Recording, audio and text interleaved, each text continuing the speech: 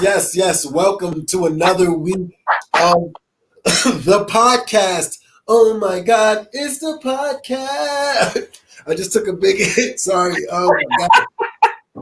We don't got a theme song. I got, as always, we are sponsored by marijuana. All the medicinal aspects of marijuana, all the good parts of it. We're here. I think this is like the 16th show. This is 16, sweet 16. Here we are. Yes. That means we're maturing. We are the most popular podcast about weed in the North Brooklyn area that happens at this hour. So that's pretty specific. Right. You know what I mean? Undefeated, Joe. Undefeated each week in that specific category until we're beaten. I'm gonna keep saying that, or until we start diving into other, because we're the only podcast as of right now. That's right. That's why we're the best. It's a podcast. Yeah, it's a podcast. Yeah. It's another podcast, but we're the podcast. Oh. Yeah. So I kind of don't get it. Yeah, because there's some people are doing the play on a podcast. Okay. We're not we're the podcast. Oh, a cast of pots. Okay, I get it. You know what I mean? You get it? I get what they trying to do, but I flipped it. I flipped my shit before I knew they shit was they shit, which was my shit too. I am weed. I say that all the time. Yeah. You got it. So yeah. I got it. I like that. As always, we are with the Germans. One of our executive producers over there in where are you in right now? Right now, I am merely on the other side of Fulton Street, thus making this the most popular podcast in Brooklyn, but also in Crown Heights and Bed-Stuy. Podcast at this time. Oh my God, we're on Fulton Street. On Fulton Street. Any podcast, if you've seen any other, shout outs to L. I can't pronounce her name. I'm gonna call her Slizzard. But she's the cello player. She's out there watching on the Facebook Live. We're here. I fuck with the cello. You fuck with the cello? I fuck with the cello. Yeah. Why you fuck with the cello? Too. She's super fucking badass on that shit. I fuck with the cello because it's if you want to play the cello, it's that shit big. You gotta carry that shit around. So it's you gotta believe in yourself. Yeah. Anybody who play a fucking some shit you gotta tug and shit. I'm that motherfucker's dedicated. Right. We here with one of. I tell you something. You probably don't know. I did a commercial with your pops. What? I did a commercial with your pops. You know what I mean? Nike. One of my. That nigga I didn't even know that nigga did a Nike commercial. Yo, he did a Nike commercial. Nigga ain't bring me no Nikes. Yeah, they ain't give nobody no Nikes. Okay. They made sure everybody gave back the Nikes. It was hype. Yo, you got a lifetime of Nikes, bro. You got a lifetime of Nikes. Okay. I should have got his due. No, in my future contracts, I will get a lifetime of Nikes. Anytime I do another Nike commercial, I'm like, yo, don't even I just want to be able to walk in the store and get Nikes. Anyway, we're here right now with an all-star comedian, the smashing. What did you just play? Joey Bats? Actually, that show got canceled. Okay, you got that show got reamed out. Okay. What was my last show? I did a show at strip club in Hackensack. Oh shit! You did the flamingo shit? Yeah, that shit was nice out there, right? It was nice. Was the strippers actually stripping? So it took place in this tent in the back where the strippers walked through there pretty much to get into the strip club. So it was like a walkthrough, but it was it wasn't really. They were stripping inside? Nah. Okay. But it was when the show was over, I think at 10 o'clock, they bring everybody from inside to the back. So when the show was over, all the strippers started to come to the back, and then all the people started to move to the back. So okay, it wasn't what I expected. I was thinking I was going to be performing in front of twerking and shit like that. Nah. But nah, it was calm. Yeah, I did that same shit. Well, we got to give you a name. I know I'm in the block. We got to get close together. This right here is talent. Harris, y'all give it up for talent. Harris. Yeah. Oh, shit. Oh, my second guest is here. Hey. I think my screen just got smaller, so we. Yeah, your screen is not smaller, bro. All right, guys. We're gonna play it. Okay, there we go. It's better. Everybody get a little yeah, because you had us all tight together. My bad. It was very uncomfortable. The second guest is here. Yeah. Yo, I don't know. We could be like a buddy cop movie. Our second guest is here. We haven't gone through our first guest yet. We've just been smoking and bantering. So we're gonna give a chance, like, talk about yourself real quick. Talk about the background. What's popping right now for you? Stand-up comic, rapper, actor, writer. Right now, we just started doing this this weekly news show called You Heard News Network on Instagram. So everything's shut down right now, so we can't really get on stage. So we're just trying to find ways to still keep writing, keep being funny. I went to a show like 2 weeks ago in New York, packed, no masks. Yeah. No masks. I'm saying you'll find the shows. Yeah. They underground, but it's like, it's also, if I can't do it consistently, it's a different thing. Yeah. It's not the same. It's like a pop in. You got to peek in and see where the world takes you. If I'm gonna risk it, I want to risk it. Okay, I want to risk it a little bit. And be back in the crib for a week. Yeah. But it's COVIDious out here. Motherfuckers was catching COVID while they was in the house. Yes. Let me close my window. All right. Our second guest. I don't know if she can even be on a cast of pots on a podcast where people are smoking, because she's. You got a good job. She got a good job. She got a good job. She one of them ladies with a good job. She got a good job. Yes. Yeah, but I don't. They don't drug test. Okay. She got one of them jobs where actually you probably need drugs to do it. You know what I mean? Exactly. That's probably more accurate. Okay. Yes. Y'all give it up for Laura Marissa Smith. Yay! Myself. I do like CBD oil though. The whole thing with smoking is I just don't like the smoke part. Like, I like the feeling of it, but like the smoke part, it's not really my deal. Okay, so you like would you get like a CBD oil lotion and you just rub it on yourself, or no, like the drops, like you. Yeah. Oh yeah, like, just smelling it. Oh, the droplets that you put under your tongue. You take it oral, like you. Yes. You drop it in your tea or something. My mom fuck with that. Yeah, exactly. Like, and then with wine, it's a good little mix. It's a good little. Okay. Little yeah. You look like you crossed your legs, drop a CBD, and drink wine. Like, I can't do that. You know what I mean? If somebody like walked in on my life and they just see me with like CBD and wine, they'd be like, "Oh, honey, what's going on, man?" You know what I mean? So you don't like the THC? You don't like THC? I don't know the technicalities of all that. I'm telling you, I don't like smoke. That's the okay. She like to be high though. Yeah. That's what I'm saying. I was like, okay. You need an edible. You need an edible. Yeah. So, but I have a terrible story about an edible. Okay, tell us the story. Well, my tolerance is very low. So usually when I take an edible, like let's say someone gives me a gummy, I'll take like half of it. Wait a couple hours. Okay, this is an hour-long show, so we're gonna need you to get to the juice. but this time I had like this long candy thing, and I was like, "Fuck it, I'm just gonna eat the whole thing." That was a terrible idea. That is never a good idea. We were at that show. What show were we at? Where I actually threw this show, and I'm never a person of I bombed. You know what I mean? I'm always like, I didn't connect with the audience like I wanted to, you know? That's the actor in you. The actor. Yeah. Like, I could have made a better choice.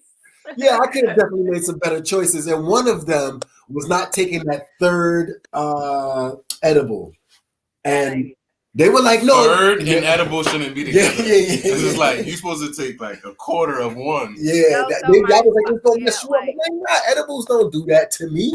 And I was on stage trying to remember anything, just anything besides that was it. I couldn't. Was that Was it in the backyard? No, that was a show. You talking about the I fucked that show up too now. Nah, you fucked that show up. Yeah. I thought that was you good. Did good. The one with Marcus Cordona. I don't think you fucked up that show. Yeah. No, I was just very high, and I remember not being able to get my jokes off, and I was like, I had like an adjusted show. That's what it was. Show. That's a euphemism for you. Yeah. An adjusted show. I put myself back in university. I don't know if you've seen the past episodes, but I've been talking about putting myself back in university.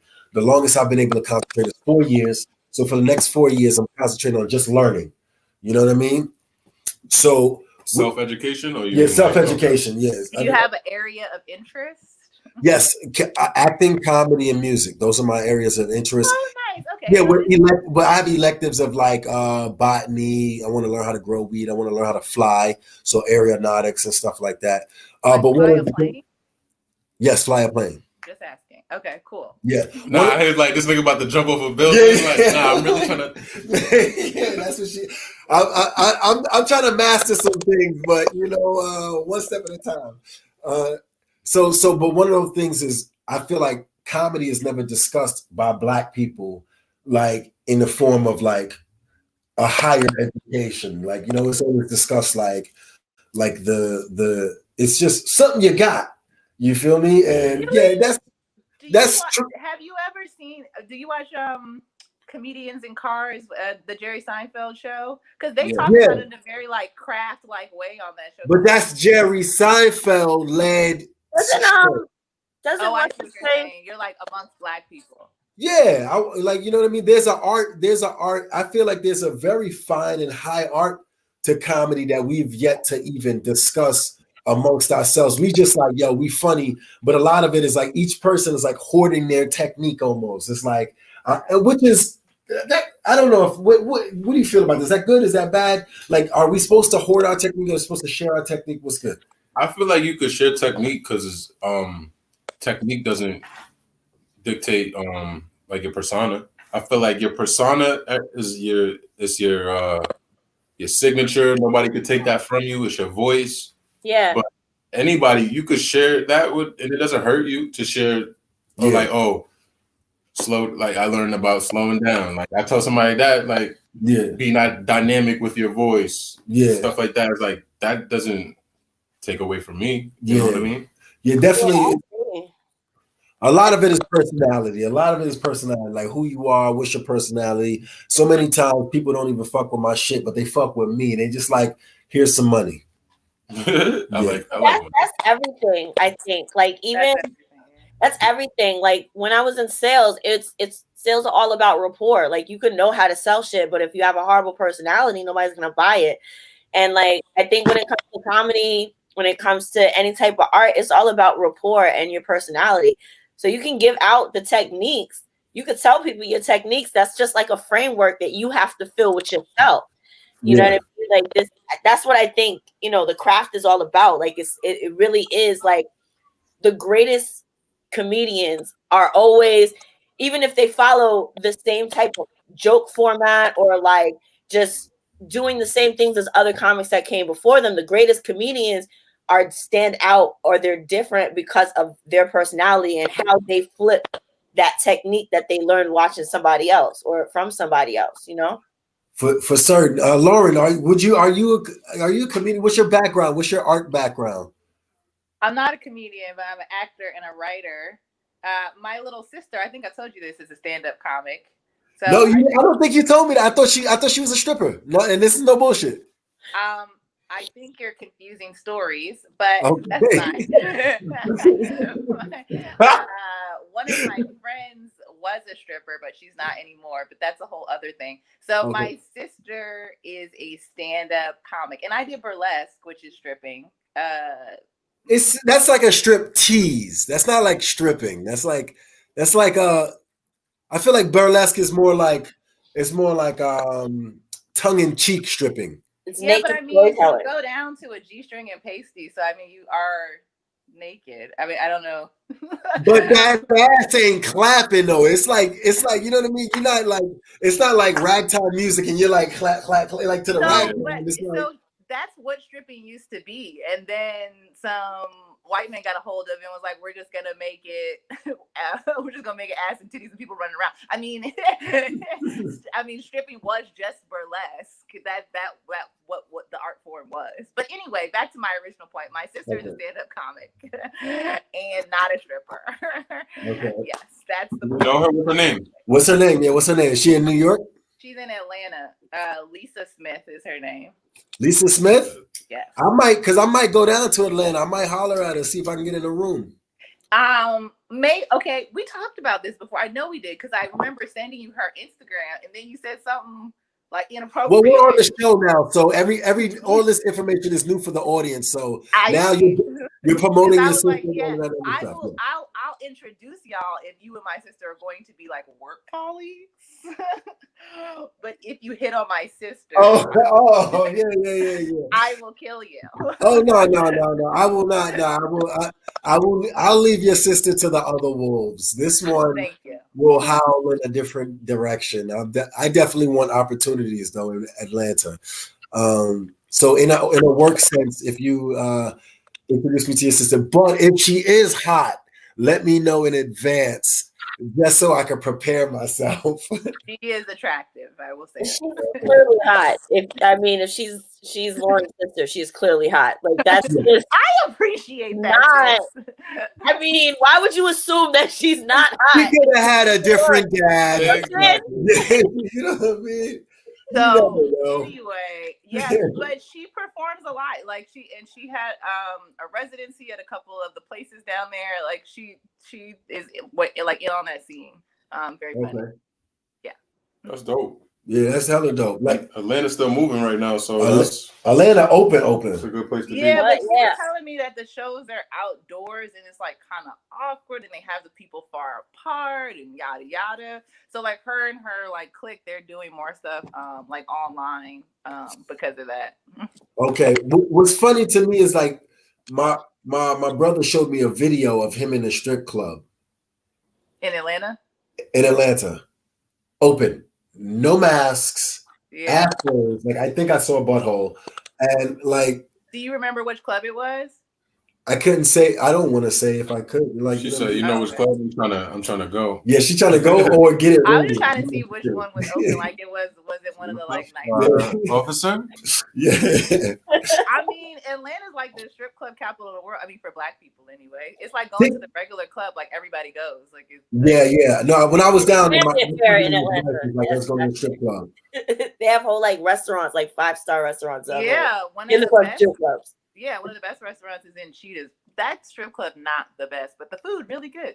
I do give it that, because when I did Flamingos early on with Rich Carucci, and the chicken wings didn't taste the same without titties in my face. So like there is like a balance though, I feel like, of ambiance and food. So like you know what I mean? I was just missing the nipple. Like I don't know how I feel about booty residue by my wing. You don't like that extra added, flavor. But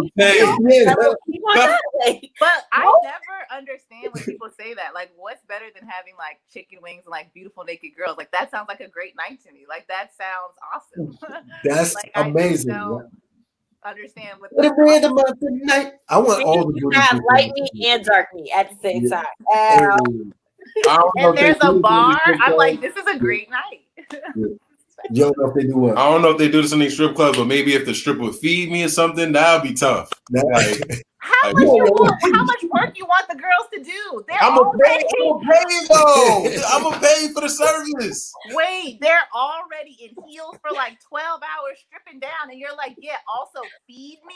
What? He want it all, goddammit. All right, you can go to the feed room. I feel like that's a better option than a lap dance though. Like I would rather feed a nigga than have to like feel a nigga. Like I'm good with that. But you rather feed me, right? I'd rather feed you than feel you. Yes. You might have broken a whole open market. Go on Shark Tank, pitch this idea, strip clubs, but there's the feed me rooms. So you know how they go to the back, they get a lap dance. Instead of the lap dance, we take the lap dance out. It's no extra work. Now you feeding me, but you butt naked though. So it's just like and you can wear flip flops. Come on. They never let them wear flip-flops. Feed me room got flip-flops. Because, you know what I mean? She got to be relaxed if she don't feed. That would be only right. Oh, my God. I don't know how I feel about this. I feel like James Harden would empower a lot of women in this situation. She's like, I'll twerk, but I draw the line at feeding a man. Yeah. Well, I'm just like, but how much work is this from here to here? Like, I took the lap dance out. More socially distant. That's true. I mean, I guess the lap dance is more work. It's more about the aesthetic. It's less about me being able to feed myself. I feel like a COVID safe job description. You know what I'm saying? If I was a stripper and I was like, oh, I got to feed you, I don't have to. That's it. That's COVID safe. I think you just revolutionized this world for the strippers. You just made it safer for them. Man, don't kill my idea, y'all. It feels a little like subservient in a way that's making me uncomfortable. It's like striking me like just like ooh. But the dancing for money. She has there's no problem with that. So the dancing, I don't have a problem with. The thing I don't like is when guys like go too far, which they often do, like with the touching. So the dancing is not that big a deal to me, but like I've just seen it's just a bit much. Like they always like seeing how far they could go. They're always like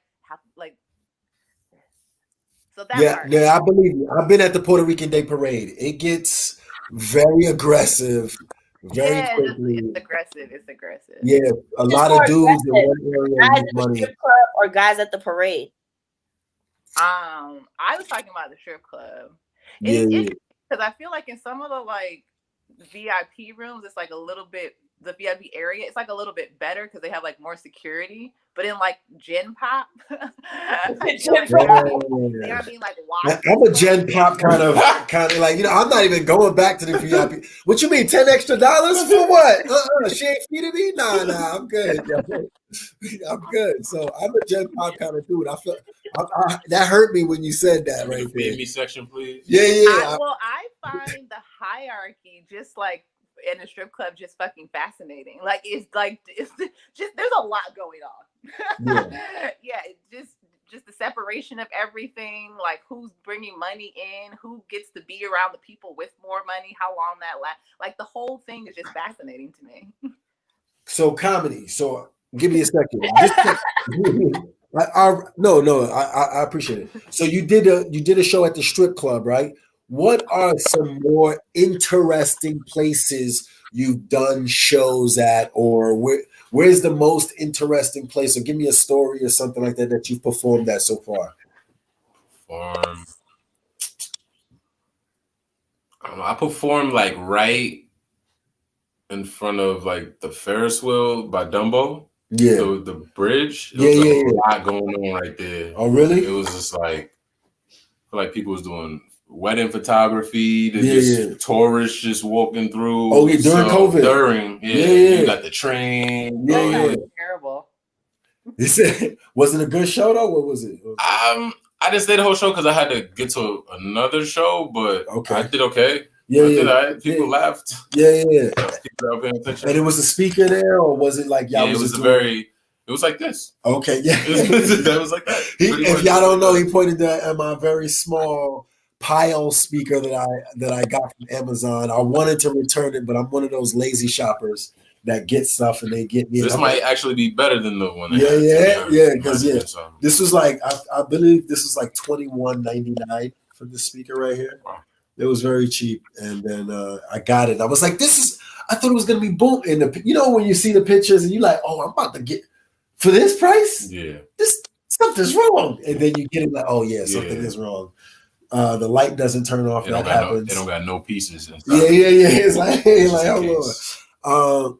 Because I've performed at some wild. I know you like you're mostly an actress, so there's no real everywhere for you is virtual. There's no. I've been thinking about like doing a play, like an underground, like a dirty, like an underground play somewhere, like just booking out a theater and just fucking.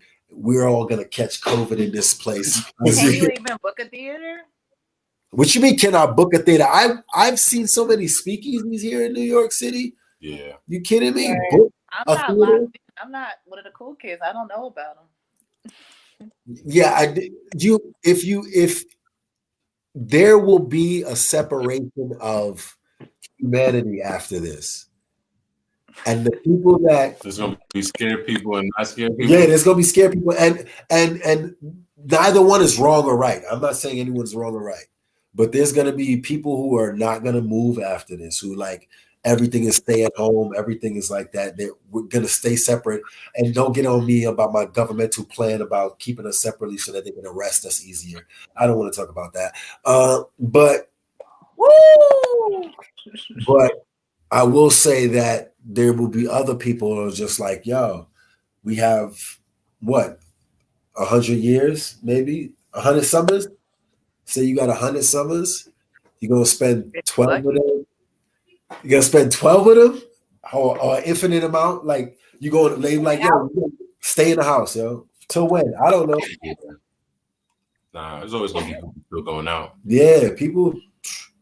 And yeah, I haven't risked it as much as I thought I would. I thought I was gonna be like, yo, fuck COVID, B. And I'm just like out, titties in my face and shit like that. I'd be looking at some people like, oh, you doing that during COVID? You know?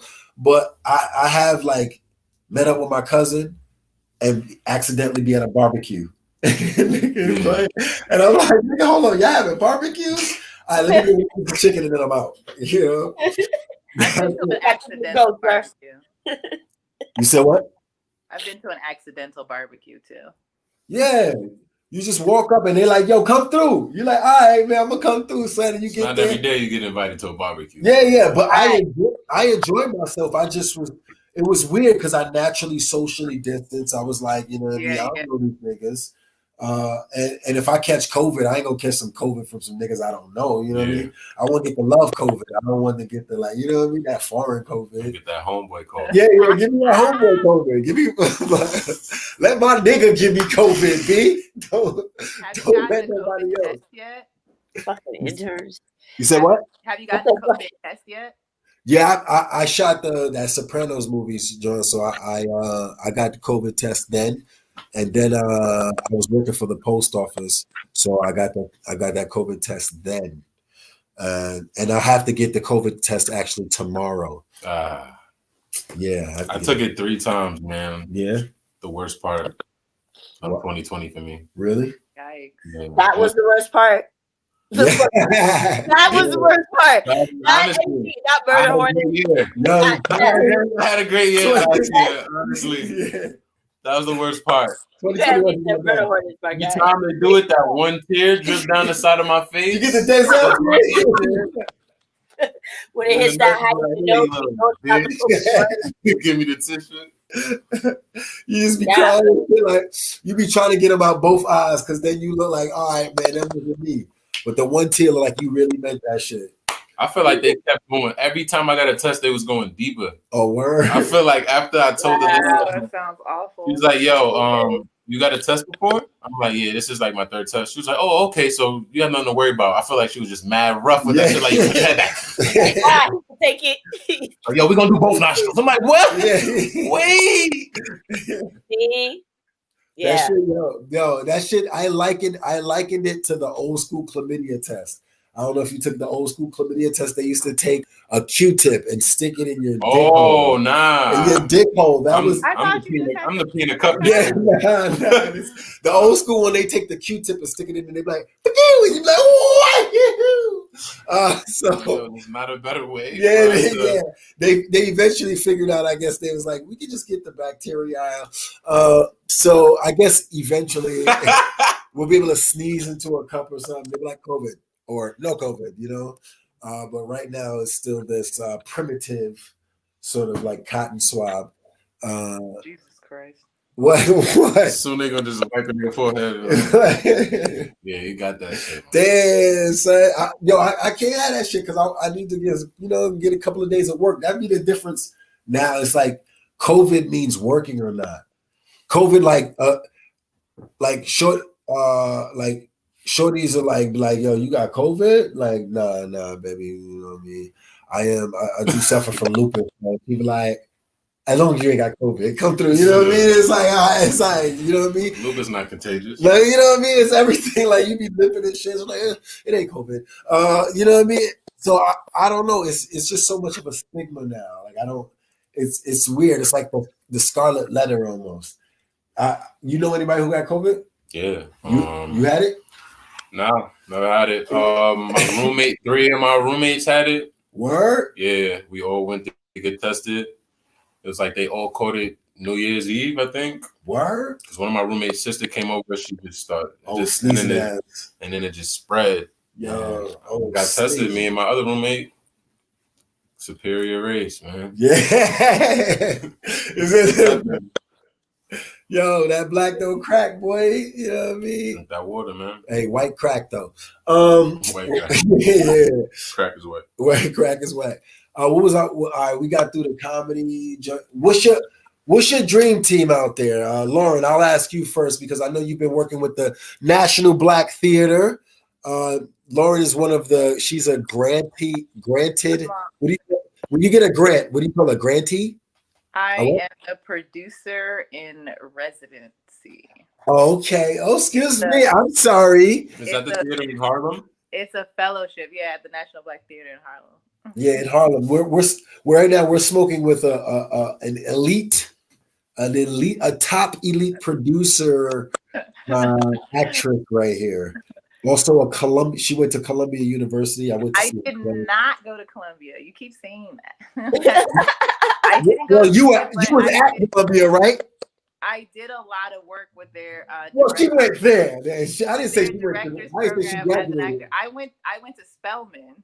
Columbia affiliate. Yeah, Columbia affiliate. I did do a lot of stuff with them, and a lot of the actors in the acting program, a lot of the black folks there, and then 2 of the directors in the directing program. Okay. Because I'm an actor and I lived in Harlem, and I was like, why not? Yeah. But she went to Spelman apparently. She's elite black HBCU, same place that the lady from the lady from the thing, from the movie. The colors, the Hidden Colors. You ain't see Hidden Colors? Hidden Figures. You know what Hidden Figures? You know what Hidden Colors is like. Ain't the black nigga make that? Nah, you know what I'm talking about. Hidden Figures. I know what you're talking about. That lady went there, right? The lady from Spelman? The lady who helped us get to space, pretty much. Yeah. She was from Spelman, right? I don't know if I know that for a fact, but sounds about right. It sounds good though. Yeah. Y'all got a lot of elite black people. I also didn't like that movie, but it's a lot of. You didn't like Hidden Figures? No. Would you like to know why? White savior. Yeah. With a couple things. One, the white savior. They had a white Australian dude direct it. You could tell. And then they spent like 30 minutes of the movie with the bathroom story. And in real life, the woman just went to the bathroom inside of the building, which I think is way more interesting than having her run around 20-30 minutes. So yeah, not that into it. Okay. Wait, so that part wasn't true? She actually went in the that part, they just made that up for the movie, and I thought it was silly. Oh wow, they just gonna make a black woman run around in the movie. Yeah, they got Taraji, who's like a little animal lady. She's supporting aeronautical engineers, and you got her running around with her hair fucked up in 30 minutes of the movie of talking about going to the bathroom. I just thought it was silly, like it was ridiculous. No, black woman, I ain't holding you. They had to fill up them pages because it's like, is that all she did? I get what you're saying. It wasn't significant to the story. Like for that to be a main plot point, it felt like the Disney version of something that could have been actually very meaningful. And then the whole thing with Kevin Costner, I mean, yikes, barf. Like I just can't. Like my stomach is turning. The Kevin Costner part was problematic for me. That was the only part I was like, this is problematic. But making that a core tenet of the movie ruins it for me. Movies in general, I think, are like propaganda, right? Like just in general, like because race is a propaganda campaign. So like, that being the center of the movie and to dress it with these beautiful black women makes it seem like that shit is okay, but it's really, really, really not. Yeah. Okay. Oh shit, Rudy went to Spelman. Yes, Rudy did go to Spelman. Rudy went to Spelman. The white football player Rudy went to Spelman? No, Keisha Knight from Rudy from the Cosby Show, nigga. Jesus. Like that happened at a black college that whole time? I didn't Spelman's an all girl school about the white boys. That was Notre Dame. Anyway. All right, Rudy from the Huxtables. Yes, she went to Spelman. Alice Walker went there. She's a writer. Alice Walker. I know who Alice Walker is. She wrote The Color Purple. Yep. Yes. And Esther Rowe went to Spelman. Esther Rowe. Okay. Esther Rowe. Rolanda Watts. I know Rolanda Watts. Who's that? She's a comedian, was like right? An anchor or some shit. Yo, she used to be in New York. She was the anchor for a mad long time. I've met her more than once. Yeah. A lot of people went to Spelman. It's the premier black girl school. Yeah. Whoa, excuse me, Kamala Harris. The HBCUs, I mean, the ones that have the biggest endowments are Spelman, and that's just a fact. That's not like judging, like that's not subjective. Is Spelman, Morehouse, Howard, FAM, and Hampton, I think. Okay, I see your endowment hanging out there. Yeah, FAMU is one of the top ones. Did you watch the inauguration? I didn't. You ain't watched the inauguration? Nah. Would you not participating in the government? I seen the highlights on Twitter. Yeah, you see that? You treat it like basketball, right? You're like, yo, I ain't gonna watch the whole game. Spark notes on Twitter. It was long. I watched the highlights too. Okay. Did Joe Biden win or something like that? He hit a 3-pointer? Like what happened? Like what? God, it was all right. So I watched like half of it. I watched in the morning to make sure that Trump actually left the White House because I was like, damn, this nigga still got the codes until 12 o'clock. He still got the codes. Anything can happen. So I'm watching. Okay. And, he gets off. He leaves. There was a lot of white people speaking I didn't really listen to. Michelle was bomb, of course, as always. Like, fucking flexing on them hoes. She did flex on them. Like, how do you only show your eyes and you still the baddest bitch on the podium? The she fuck? flexed on them. She was like, you didn't even see her fingers, dog. She was covered. The only part of Michelle you could see was this and her fabulous ass hair. Yo, we don't look like aliens on TV now with these masks on to y'all. I think we got used to it. I don't know. I think we got used to it. Lady Gaga did something that had a huge ass bird on for some reason. J-Lo unnecessarily threw some of her songs into an American. That's the funniest thing that happens in that whole. Right? First of all, why J-Lo? Why J-Lo? Why J-Lo? Why not like I don't know, like. But J-Lo's the most popular artist we have right now. J-Lo had to get it because Beyonce already did it. So yeah, she's like the most popular with longevity, dance and sing. It's always like a career type dancing. Yo, she could sing, yo. When I heard her the highlights, I was like, this is the best I've ever heard J-Lo, ever. She got extraordinarily better. Like somebody said that Ashanti was underneath the podium. Yo, I ain't mad, yo. I ain't mad, yo. If I watched it live, I would give that theory weight, except for the part where J-Lo threw out "Let's Get Loud" in there, and so you knew it was her. You know what I'm saying? You couldn't think, I just think because you knew that shit out. It was like so random. Her voice got really strong. Like I've heard her sing a cappella now, and I was like, "Oh, she sounds good." Like, yeah, she has a voice. She's always had a voice. I just don't think it's a particularly great voice. That's all. Okay, I was talking to another beautifully black woman last night, and she was telling me that Ashanti should have been going up against J-Lo. I think that would have been a more appropriate battle.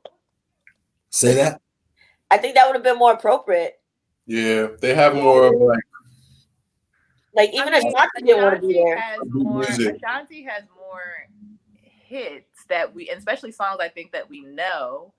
That wasn't even my problem with that battle. It was like the energy of it was just kind of fucked up. Like it just didn't seem like all the other ones seemed like they had some sort of camaraderie, like they know each other, like they had like a familiarity with each other. This one was, they was ready to fight at any moment. It didn't even, I would say even like Monica and Brandy, who we know actually fought, seemed to have a better like colleague relationship. Yeah. And Keisha and Ashanti, and then they didn't do much talking. So like if you're not going to be in the same room, like part of the show of it is them telling stories about the songs that like we don't know and shit like that.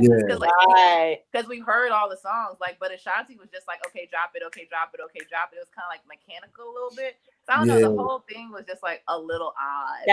It's the back and forth that we were missing. Plus, like yo, they had people. Ashanti was up there waiting like it was Thanksgiving. She was waiting for the food to be ready. Like there was maybe like 20 minutes where Keisha Cole wasn't even there. It was just Ashanti on her phone. And we're like, the fuck? You know, like that's crazy. I saw Ashanti live on Broadway. She could actually sing. Ashanti I thought she could only I thought she could only sing like baby, baby, baby. No, she could always sing. She always had a good voice.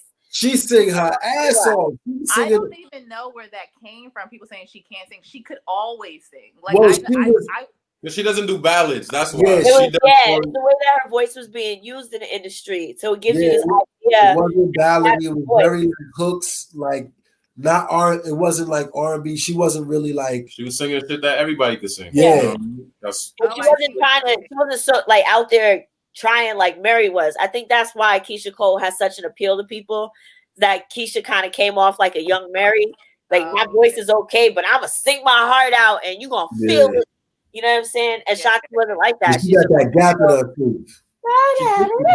She fixed the gap. So she looked weird now. Yeah, you can't fix that. That's like James Harden cutting off his beard. It's like getting like a nose job or something. I never even noticed that. I do think, but Ashanti, like her songwriting shit is crazy. Like she's just written so many hits. Like her ability to like create a melody is like it's just wild. Like she's them J-Lo hits. Ashanti. Yeah, it's Ashanti. I know. Like So also, I found out that R. Kelly. This is a side note. R. Kelly wrote some shits that I like, and I've been trying to cope because I'm getting older. And I want to have a daughter, and I'm not really liking the storyline of like, but I was young, right? So I couldn't drive a car till I was 25, right? So any music that R. Kelly made before then is okay. Any music after that, so bump, bump, bump, I can't listen to that. Bump, bump, bump. That's not R. Kelly. I can't even have a conversation about R. Kelly wrote bump, bump, bump. R. Kelly wrote bump, bump. I can't even have a conversation about R. Kelly. It's triggering. I don't want to talk about it. I despise that people even want to fucking listen to. Like, I just can't. Because if he was raping like black boys, we wouldn't even be fucking talking about this. Like, I just can't even deal with it. What? Like, I can't. Okay. I respect that. I respect that, black woman. I respect that, black woman. Tell me, hey, you have a script coming out? What are you doing? No, you're in a script writing class. Or can you like motherfucker. I do this professionally. This is what I do. Yeah, come on now. I'm frazzled. I have a few things. I mean, I have a script that I wrote that I raised money to shoot that I'm just kind of sitting on because of COVID. Okay. Yeah, called Maybe It's Me, about 7 Black people that are interconnected, and we see significant changes in their life over the course of one night in New York. And then I have some other things that I'm writing. So that's what I'm basically working on. I mean, acting is essentially stopped. I know every time I call one of my acting friends, they're fucking acting, yo. They're like acting on the low.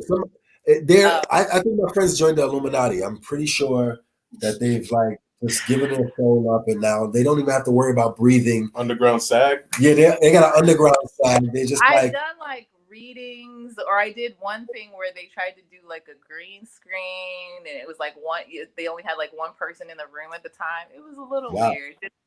Because I think just trying to figure out how to do theater, with theaters basically being closed. But I'm excited about the stuff that I'm writing, so I don't like feel bad about it. So it's fine. It's just a change in self-expression. So are you gonna change your script to fit COVID times, or are you gonna just like wait till COVID's over? I don't know yet. I know I'm gonna do another pass at writing it. I don't think that people like stories about big traumatic things. So if you look at like when 9/11 happened, there aren't a lot of like popular 9/11 movies. So people just kind of like moved on like it didn't happen. So that's true. That's true. And there's not even mention of it in movies that take place like after that. Like it just it didn't happen at all. And if you think about the movies, people just don't like to be reminded. There's a 9/11 movie. There's like one big 9/11 movie. But it's not. But they're not popular. That's what I'm saying. Like you don't hold on to that. I think people don't want to hold on to the trauma of the thing. That's what I'm saying. So I don't really think I want to inject. So okay, we gotta make a 9/11 love story then. Huh? Yeah, that's like You gotta make like a 9/11 love story, like two people fall in love. Like 9/11 is like the background of the story, and then like two people find each other, fall in love after the debris. And I think what I'm saying is I want to not traumatize people after they've already been traumatized. I think that's the point. You don't want to date your movie. I also feel like you don't want to date your movie if we come out of this on like exactly. That's how I feel. So but you don't think there's gonna be a lot of COVID content? Like, come on. There's already been like COVID movie the other day. I feel like if you do it, you have to do it lightheartedly and not heavy. Yeah. Check out this movie it's called Locked Down. And it takes place around this couple that like is in the middle of like a rough, they're breaking up, but they can't go anywhere because it's COVID. So you got to stay in the house. And they end up deciding like their two jobs make their schedules cross at the same time. And they decide to steal this $3 million diamond and run away to start their life over again. Right. It doesn't really work out like that because then COVID gets extended and like, now they're still stuck in the house together. But it is a great telling of thanks for ruining it for me. Over time. It's about the dynamics of a relationship and people, not the pandemic is handled in such a way that it's like an element of the story, but it's not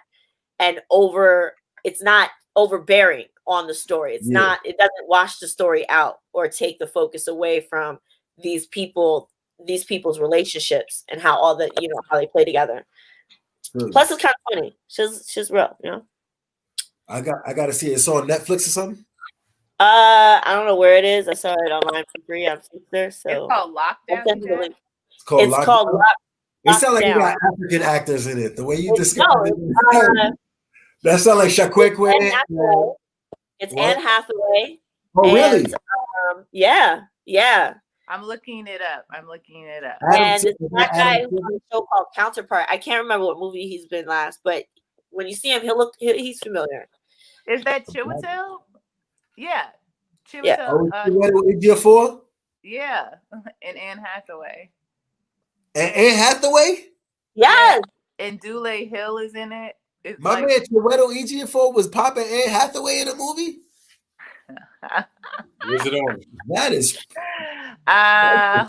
it looks like it's on HBO Max. Oh, sweet. Yeah, I got the little link for that. I got somebody gave me the password. That's somebody's password. Got somebody yeah, you know what I mean? Shorty gave me the password. What did you give her? Huh? Did you give her your password? What did you? You said what? Her? What did you give her? Oh no, I gave her some attention. Attention is good, yeah. Attention was what she needed for that password. Is that what we're calling? That was sufficient. Okay. That was sufficient for her. Sometimes you good at watching stuff with people. Yeah, so good at being attentive. Yeah, you earned it. You earned that. I put the work of attention in. You feel me? And the password was. That's all women ask for is just. Honesty, consistency. You feel me? Attention. Right? Attention. Right? Are we wrong, or is this are men getting it wrong right now? Are we too binary? Are you a binary or are you non-binary? what do you I don't know. I think I'm binary. Okay, yeah. You two binary men? I'm gonna have to look it up. Yeah. Are we getting this right over here or not? You don't know?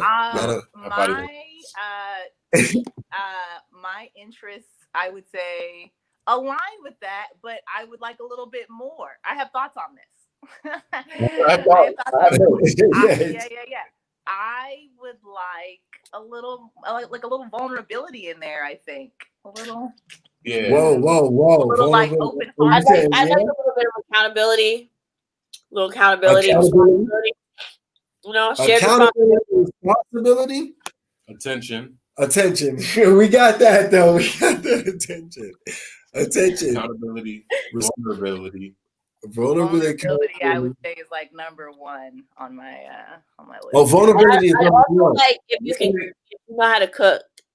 What's an example of vulnerability though? Yeah, vulnerability is that like do I? Nigga, that's survival. How do you wait? You're saying knowing how to cook for yourself is vulnerability? Like no. We didn't get to the cooking yet. Yeah. We were just trying to figure out what is an example of vulnerability. Yeah, define it. Is it like spilling your heart out? Like, do I gotta cut my leg? I like the spilling your heart out more than the cut your leg. Okay. You gotta let me cut your leg. She want to see that leg cut. Like a sharing of your feelings. That's how I feel about it. That sounds weird. That sounds weird to me. That sounds hard. I know. Yeah, it is. Yeah.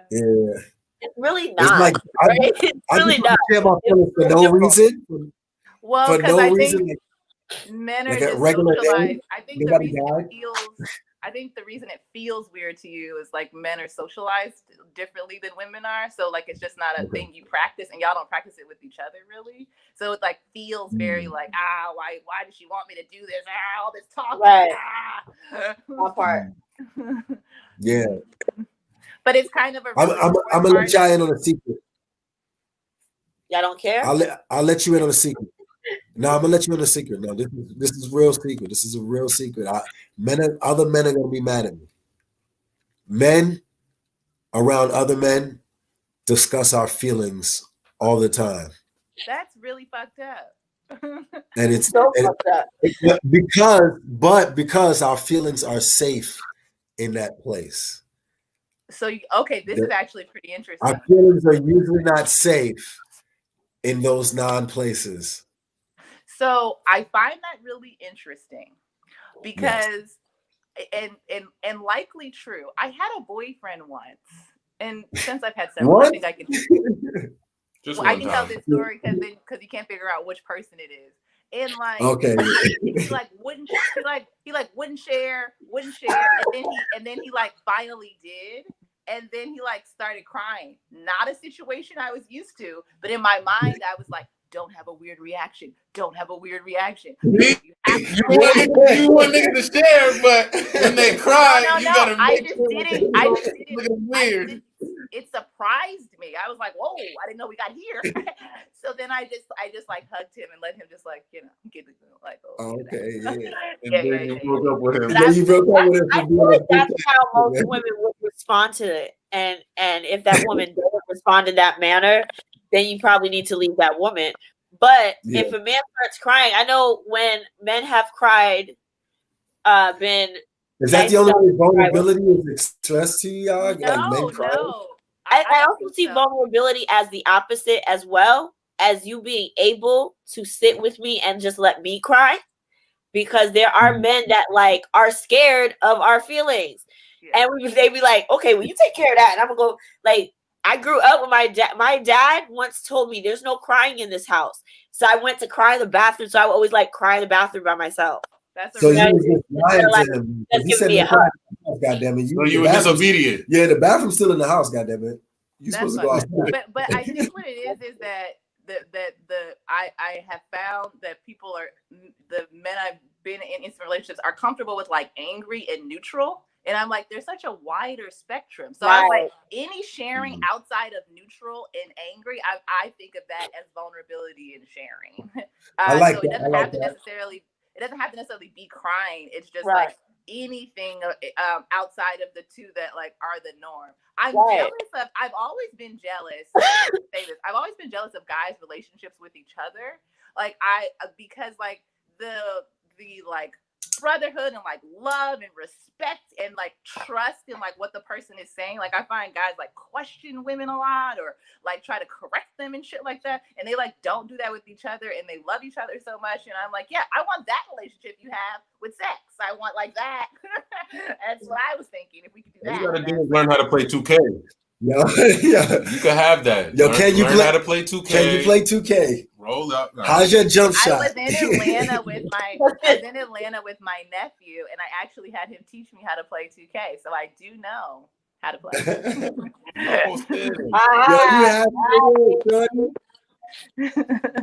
Yeah, I even beat him once because all I did was keep laying the ball up. He was like, "Oh, you're just shooting layups." I was like, "Yeah, because that works." It's hard. You're better off. Yeah. I never played the new 2K, but I'm sure. I wanted to get to the actual movie I wanted to discuss. We talked about a lot of movies. We discussed the one I want to discuss, and I wanted to get your dream team of people that you want to work with before we end it. So, first, we're going to discuss the movie American Skin. Okay. Did you see it? I did. Do you want to know what I think? Or Joy, did you see it? Hell yeah, I saw it. Joy, you saw it? Yeah, I saw it. Without like no spoilers. Yeah, no spoilers. I saw it. I saw it. You saw? I didn't see it. I think that it's going to be, or it is the most important film of this century. Like in dictating where the future goes, I think this is a movie that should become a part of curriculum. You know what I'm saying? To help. This shit is so good. So good. Yeah. And it's truthful and it's purposeful. And the way Spike tells it in true fashion is like he tells it from the perspective of this young filmmaker, but it's filmed as a documentary. So it's not Spike's movie. It's Nate Parker's movie. It's not Spike's movie. It's Nate Parker wrote it and directed it, and then after it came out, Spike put his name on it as executive producer. Oh, what? Yeah. Well, Nate Park did a great job. This movie is, I stand by that. I'm just gonna say this movie is one of the most important and pivotal movies because it had the main it had the conversation that a lot of people are afraid to have in ways that like allowed everyone to their full spectrum of emotions, whether they were a white character, a black character, any person of color. Like in that conversation, it hit all the points in this conversation that the country is having about like, you know, where white people are just suddenly waking up to what white supremacy means for real, the way we've always talked about it. And that's its approach from that standpoint of like, now we have to come to the same page. And I liked it. It was heavy, but done in a good way, done in a really good way. Lauren? It's interesting. So I thought it was well directed and well acted. I won't say what it is, but I had a problem with the end. And the reason why is because don't say what it is. Don't say what that I'm is. not going to say what the end is. I'm not going to say what the end is, but I thought like the point of the movie from the premise and the setup seemed to be a different version of, how can I say this? A different way of approaching retaliation, right? It was like, I'm gonna go in and I'm gonna take, this is in the trailer, so I'm not ruining anything. I'm gonna go in and I'm gonna take this cop hostage so that there are consequences to his actions, even though we're in a system that protects him. I am not going to try to appeal to my oppressor through showing him that he's immoral, right? That's the whole thing. You can't kindness your way out of being oppressed, right? Like, that's what I thought the premise of the movie. You can't go. You're walking a slippery slope right now. You're walking a slippery slope right now, Lauren. Wait, let me finish. So then, but the end seemed to go in opposition of that. And so that's why I had an issue with it. I was like, because it's kind of hypocritical if like that's the premise of the movie, and then the choice you make doesn't align with that. Because so now I don't know what to think about it, because if you were going to tackle this topic in this very specific way that people are afraid to, you have consequences for killing young Black children. I just didn't get it. Like, I was just like, see, that's also it. I got it in the. I know what that. I think the ending had to go like that because it's still a movie and it has to follow the trope. It has to follow the tropes. You know what I'm saying? And there are certain. Do you see my point though? Like, I see your point. I think it's extremely valid, and that was the hardest part for me. Was the end, that choice that they made at the end. Yeah, like, to me, it felt like a nod. But I think that's also the point. That was the point of the movie, so that it made an impact in your mind in an unforgettable way. That didn't let you think that. It felt like a non-choice. Like it. Like you have to watch this. I feel. I'm sorry to cut you ladies off. We can go on forever about American Skin. I feel like people should watch that movie. I do feel like it got better the second time I watched it, because for me, there was some, for sake of message, there was some delineation from the fun of the movie.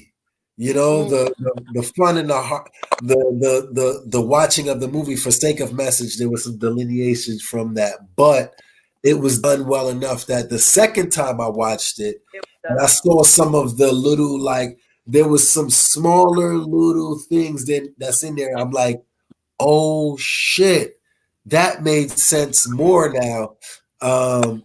It was done well. It was done well. It was really done well. I just think that I'm mad at that. I called you. I text you. I was saying I'm mad. I was like, I'm mad. Because there's just a protection of whiteness that still prevails. Again, you gotta no spoilers. I need you not to spoil it. That's what I'm saying. I don't think it was a protection of whiteness. I don't think that those two things are. Hey guys, all right, we're gonna go to the next topic, because it's gonna get out of hand. I'm gonna want to talk about it. You see the rabbit hole opening, right? Yeah. We're gonna have you tonight. It's very dope though. And okay, finish it. We're gonna finish off the night. We're gonna go around the Germans, Lauren, Talent, and then myself. Who's your dream team? Like, give me 4 people right now in the whole world that's alive, not that dead shit, because I don't need you to work with ghosts. Give me 4 people right now that you would put together in one room to work together with you to achieve your goals. I think about it for like 10 seconds. Issa Rae. Okay. J. Cole. Okay. Michael J. Cole, Issa Rae, J. Cole. Michael Dyson. Michael Eric Dyson. Michael Eric Dyson. Michael Eric Dyson. And Nas. Michael Eric. I have 5 people or 4 people? I think it's 4. 4 people. Okay. What is Nas and J. Cole supposed to do? So I would want J. Cole in the room because I want to work. Personally, I would want to make music with J. Cole. I want to make music with J. Cole. Nas is a venture capitalist that he has a very great eye for like investing in the things. He will bring money to the table, I would say, for the right ideas. Michael Eric Dyson, because why not? Like that. I want, and I also want to create like spaces of institutions. Like I want to make schools and museums. I'm making a museum right now. So these are people that think. And this woman I used to know, Shanta Smith. She is a Black archivist. I would want to work with those 5 people too. 4 people. Okay, yes, 5. No, I need 5. I need 5. It was 4. It was 4. All right, Lauren. Okay. Lacey Duke. Who's Lacey Duke. Yeah, director. I just like her. She has this kind of surrealist style and she works a lot with Black women artists. I really like her. She's super dope. She did a bunch of videos for like Ari Lennox. Nicole Beharie, because I just think she's just fucking dope, and I think she is one of the best actresses out. She killing it. Shout out to Nicole Beharie. Yeah, I really like her a lot. I loved her in Juneteenth. I thought she was magnificent in that movie. I didn't see that. Oh, you gotta watch it. That's like her carrying a movie. It's so good. Okay, where is that on? Is that on Netflix or something like that? I think I watched it on Amazon, but like I'll Google it. I'll Google it. Yeah, it's definitely you can definitely stream it. I'll Google it for sure. Yeah. Wale. Wale. You look like a Wale music liking ass motherfucker. Like I am. yeah, I really you look like you like you walk down the street, be like, sue me, I'm not black. I'm assuming I'm black. Wale's whole fan base, Black women. Yes. Shea butter women. Yes. Wale does look like he loves a shea buttered Black woman. Well, he's playing to his audience because I fuck with him. I like him a lot. Yeah, the Shea Butter crew fucks with Wale. Yeah, I was like, he's got my heart. You know what I'm saying? Shea Butter tribes. Wale gets his dreads great professional graded. Even though like he still says stuff that's crazy. Even though he still says stuff sometimes that's misogynist, he has like a consciousness about it, and then he has like an empathy for women that's present in his music. So it's like I can rock with that.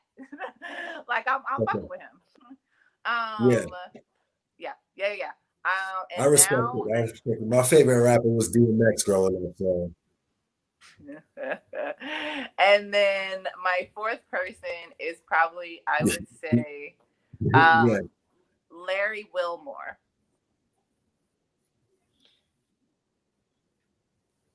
Wilmore, okay. Well, because he's been a showrunner. Okay. Yes. He's been a showrunner for so many Black TV shows. Yeah. And he's just like a super talented producer. And like knows everyone in Hollywood, and he was kind of the precipice for getting Issa Rae's show off the ground at HBO because they had kind of like stalled her or whatever, and then he came on and really helped with the direction. You could play his daughter. You could play his daughter in the movie. In the Lifetime movie, you could play his daughter. I like Larry Wilmore, so I feel like those 4 people together, we can make like some dope shit. Yes. Okay, that's my list. That'd be nice. I appreciate you for that. Talent. I was thinking about it. I'm glad that you made me go 3rd. This whole time I'm like, yo. Right? You know, dudes we later with our minds about it. So we get, go ahead. See, I was thinking, man, and then like every time I thought of like putting a white person in, I felt like she was gonna judge me. Yeah. That I would judge you. Nah, I would judge you. I would totally. I would definitely judge you. I would definitely judge you. I would judge. All right, so I was thinking Michael Che, Okay. Kendrick Lamar. Okay.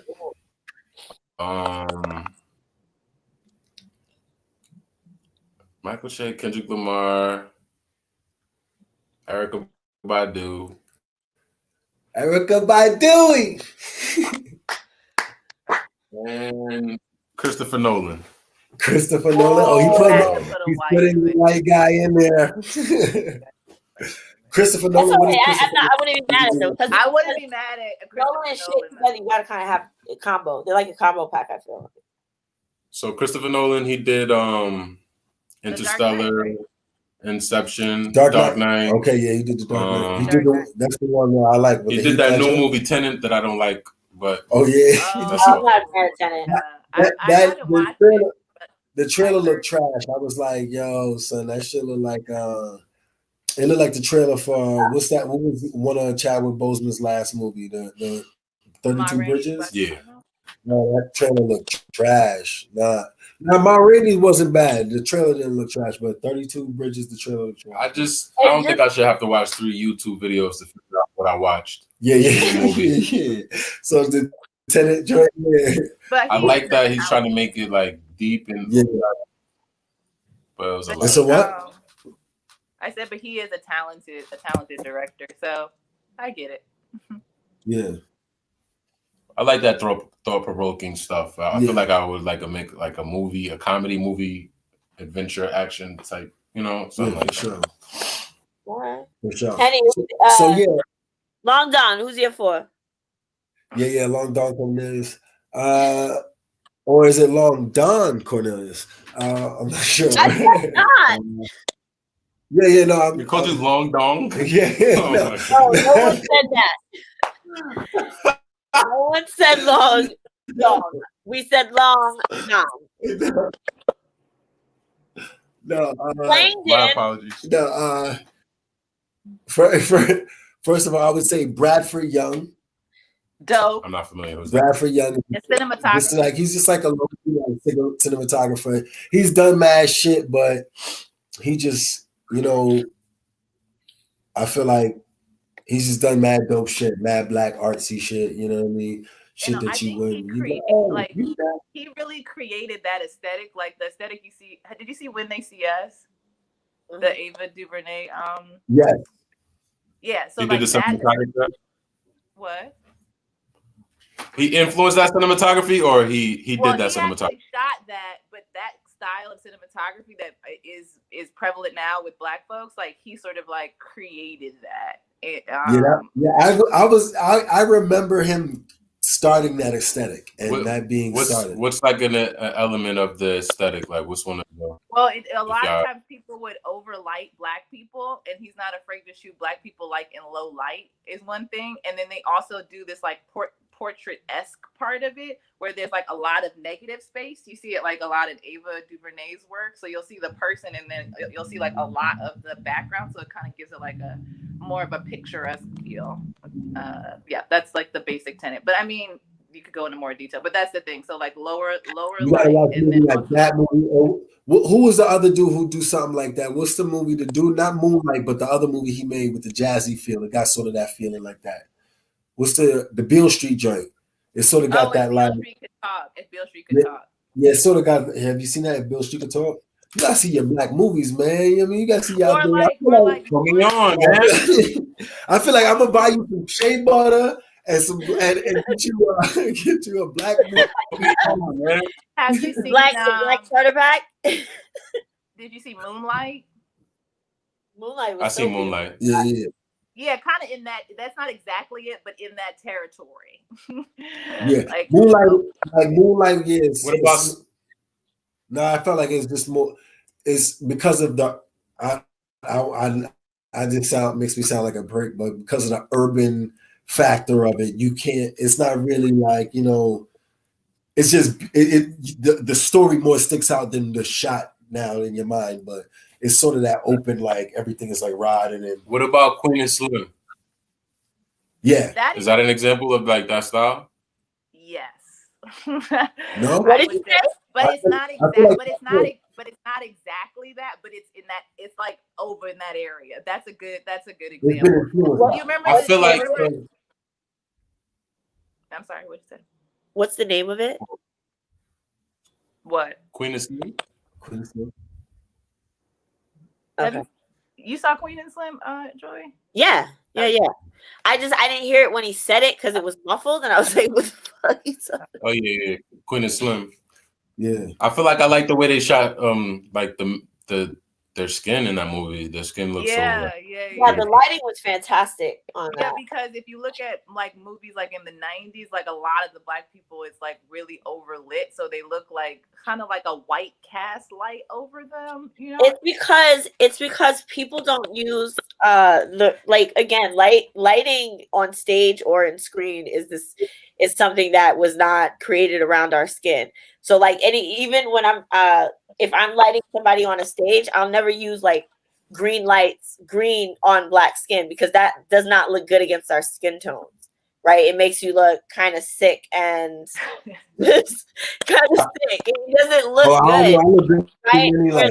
We're better with reds, blues, purples, blues, warm tones. Yeah. So that's what it is. Like they use whoever is doing their lighting is really great with color theory and that. I think also we're about to wrap it up, but there's also it's all influenced by my man Hype Williams with the movie Belly. It is influenced by that. Belly. Oh my God. I want to shoot a music video like the scene. Remember the scene with the blue light when DMX is arguing with Keisha, and then they had sex. Like, I want to do a music video. Oh, you can do that. That's easy. That's easy. I can show you how to do that. Wait, who are your other people? Oh yeah, you need to. Okay. Oh yeah, I had Bradford Young. I had Terrence Nance. I gotta write that down. Terrence Nance. He shot. I think he shot Space Jam 2. He got no, he didn't. They took him off of it. That's gonna be Malcolm Lee. Oh, get out of here! Did they put somebody else on it? Malcolm Lee. He was a black man that they took off. Yeah, but they hired another black man. They hired the person who did The Best Man. So another black man, huh? Yeah. They hired another black guy. He did The Best Man, and he did some other shit I like too. Well, Terrence Nance, I think Terrence Nance is like he did Random Acts of Flyness on HBO. I like that type of storytelling too. I like interesting, and I think that what I'm trying to do is think about the places in which I'm missing things and how to fill in that. And I feel like also he comes from like a musical sort of family, so the things that I'm missing, that's who I'm putting into my imaginary team here. I couldn't think of a powerful enough white woman until apparently today somebody I found, Carla Lewis. Apparently there's a lady named Carla Lewis. She's a booking agent. I had a white therapist for a while. Oh, she was a white woman, and she just empowered. She was a white woman. She was a white woman, and she empowered me with my inner white woman. She's just like, I was telling Lauren the other day, I was like, I can't do that. She was like, well, why not? I was like, because I'm a black man. She's like, and so what? You can still do it. I was just like, oh my gosh, the power of a white woman. I can do it. You can do it. You have my blessing as a white woman. As a white woman, you have my blessing. And she's shaking her head. Oh man, that's so terrible. I went to a white therapist so I can't even talk. But this was like 10 years ago, before we had all this information about how to find black women therapists. I feel like it was okay, because back when I was going to therapy, my friends were like, "You crazy bitch," and now it's all cool and stuff. Yeah. Right? Like now, that ain't a waiting room right next to you. I didn't want my voice. I didn't want to hear someone who would relate to me. Actually, I wanted to hear somebody who didn't relate to me, who could just talk to me, not as a friend, but objectively. I just wanted someone who could talk to me from a different perspective and like give me not like what to do, but help me talk it out from a perspective that's not my own, because my own is going to be like, you know what I mean? Just blah blah blah. What you doing is all right. There's also like I have a Black woman therapist now, and it's not her fault, but she does kind of like sometimes feel like my mom because I'm like she's like an older Black lady, and like I'm like, can I curse in front of her? Can I talk about sex? Like it just when like with somebody white, I feel a little like distance. So then I just can like let it up because I'm like, you have nothing to do. Like I don't care what you think. Like you're so far. You have that with a white woman. Yeah, you gotta have a white woman. I demand all white women to become therapists, and I don't think I can have a white woman. I don't think I can have a white woman. Don't do that. I don't think I can have a white woman that close to my. No, we're good. We don't do that. See, now to think about it, it's like I'm gonna have an older Black man or an older Black woman. I'm gonna feel like, I'm gonna feel restricted. Like I'm not gonna be able to. I feel like they're gonna judge me at some point. I can't talk to Mr. Huxtable about my fucking. She does a good job of like pulling it out of me because I was being a little reserved, and she does a good job of like asking questions for me to like get to the crux of the issue. So I think if you got to like a good person, they would be able to get you to talk even if like you had some reservation. Yeah, that's their job. That's their job. Therapist stories and has your therapist ever told you a story and you be like, oh my God, is this like so the white therapist I had like a decade ago, like I told you, he used to tell stories all the time. This Black lady, she doesn't do that at all. I know nothing about her life.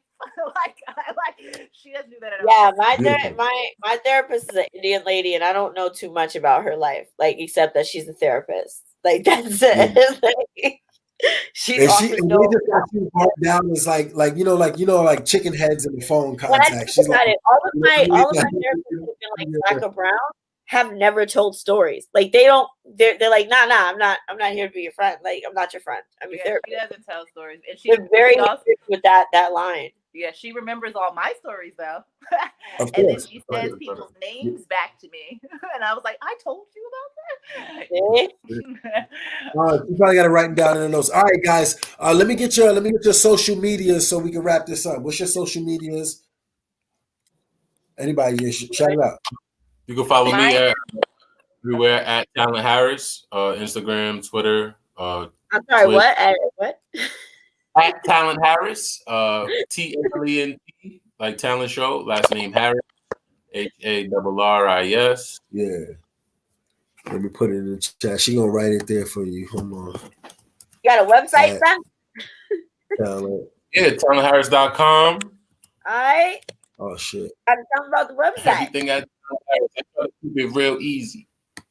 Yeah. Talentharris.com. You see it? It's supposed to pop up. Did it pop up? Yes. Pop up. I didn't see it pop up.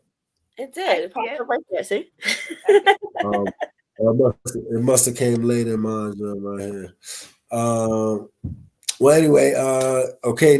Next up, Lauren. What's good? It's my name everywhere. So it's Lauren Marissa Smith on Instagram, and that's my website. It's always Lauren Marissa Smith. And Marissa, 1 R, 2 S's. There we go. It popped up. Okay. 1 R, 2 S's. Yes. 3 S's, actually. No. Yes. Lauren Marissa. Well, because people want to spell Marissa with 1 S because of Marissa Tomei. But it's 2 S's. Oh. Lauren Marissa Smith. Oh, now I get you. Okay. Now I get you. Yeah. Yes. Gotcha. And I am the Germans on IG.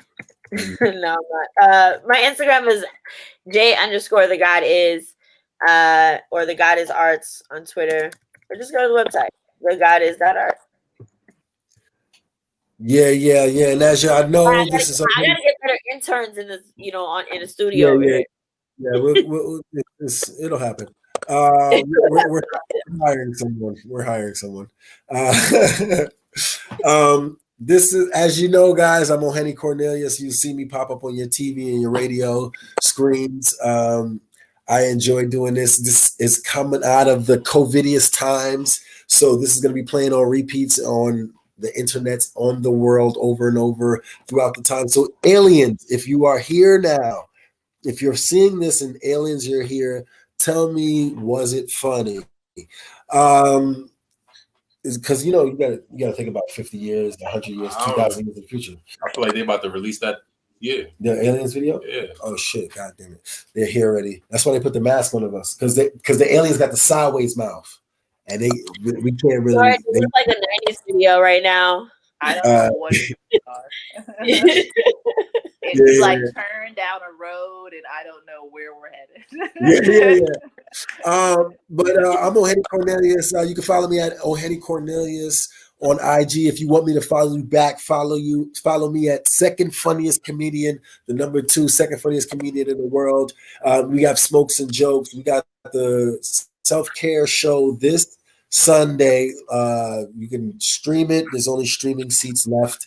We're going to try to make it cool. I'm working with a new site. A friend of mine just dropped a new site. So soon I'll be working with a new site doing some interactive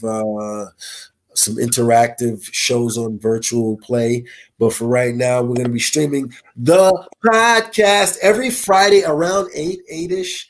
I try to make it around 8, but my guests are usually either potheads and they're late, or because of my marijuana potheading, we're late. So, or sometimes you just like you got to roll up, or you got to like get to the bathroom, or you had to get to work, whatever. It's 100 reasons. You're always on time. Yeah, when you get there. Yeah, you get this. 8-ish. Shout me a holler. O'Henny Cornelius, the podcast. Peace.